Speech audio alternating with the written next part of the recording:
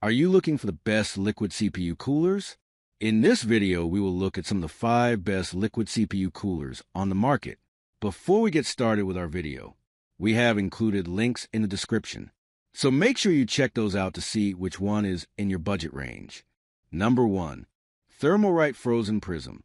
Our Best Value Award this year goes to the Thermalright Frozen Prism. Value is judged by a combination of performance and the price, not just pure price. We have a best budget category as well for what is simply one of the best cheap coolers. Thermalright's Frozen Prism is an enigma. It's $52.71 at the time of this writing. This is somehow even cheaper than when we reviewed it. It's cheap enough that we remain skeptical of whether it may have some sort of defect down the line. In some ways, it seems too good to be true. Concerns we have might involve gunk buildup, but we have no evidence of any such issues at this time. What we do have evidence of is impressive performance. The Frozen Prism, read our review, was a competitive liquid cooler in our testing, brute forcing much of its performance with a hugely protruding copper cold plate, almost comically so. Our laser scans made this protrusion even more clear, with our pressure maps showing how the cooler leverages a design to brute force high pressure dead center, which is where the silicon often sits. Even on AMD, which has less centered silicon than Intel's prior monolithic CPUs, the pressure spreads wide enough that it'll catch everything.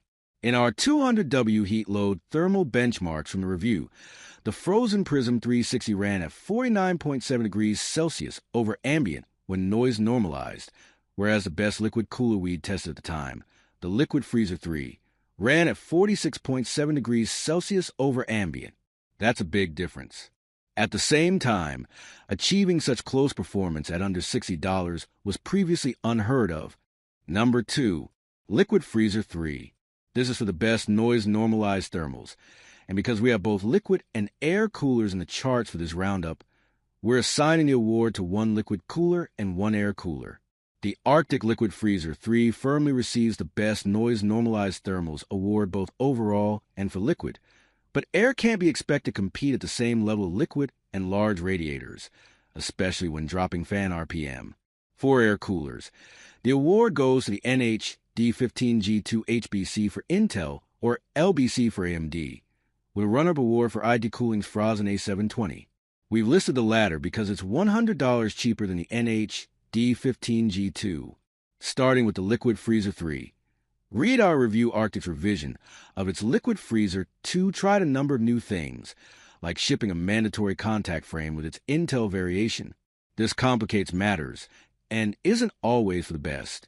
We found that Arctic's contact frame was worse than other options on the market, but its cooler design was such that other options couldn't be used instead. It was still better than Intel's ILM, though. For thermals, the Liquid Freezer 3 is just as impressive as its predecessor, and its price is similarly competitive.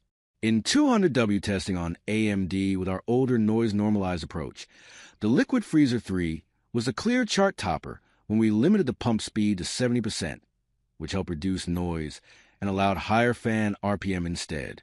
Running the pump at 100% and sacrificing some of that noise budget for it, it was still tied for second place, behind only itself and matched with a cooler that's now banned in the US.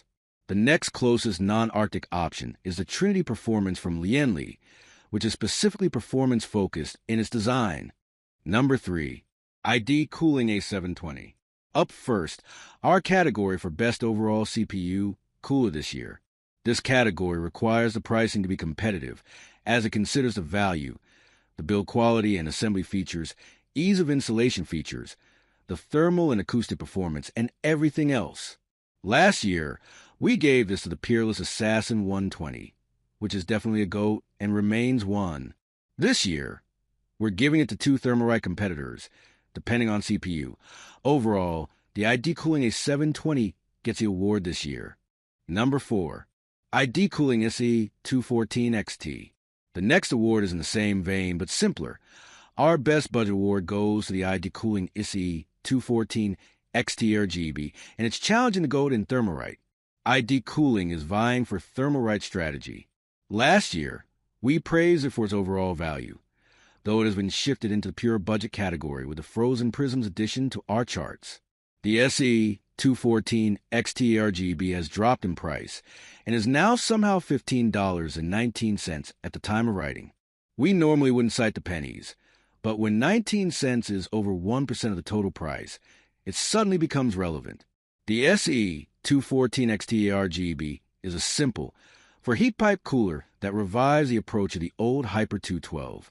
It's dirt cheap, its quality is flimsy, its plastics feel like they're from McDonald's toys, its cold plate is Spartan, and yet somehow the thing can handle moderate heat loads.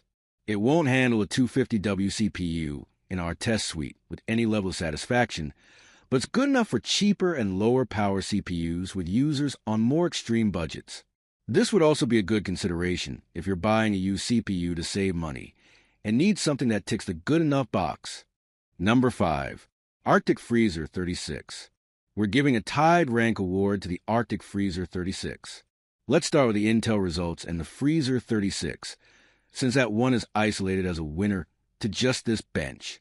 The most heavily weighted element in favor of the Freezer 36, read our review, is its price. Arctic said it had increased the price within just months of launch, but seemingly never did. Even today, the black model that we tested is about $28, an incredible value considering its performance, at least on our Intel bench, and fiercely competitive with the Thermalright Peerless Assassin 120 that won our award last year. Our new Intel 250W noise normalized charts also include the Peerless Assassin 140, which was eliminated because we discovered quality control issues and variance between our two units that resulted in a 2-degree spread of results, which is actually huge. Unfortunately, one of the Assassin 140 units we have just doesn't have a good pressure scan or laser scan, while the other is fine. We were able to prove the source of the difference was a combination of the cold plate and mounting hardware.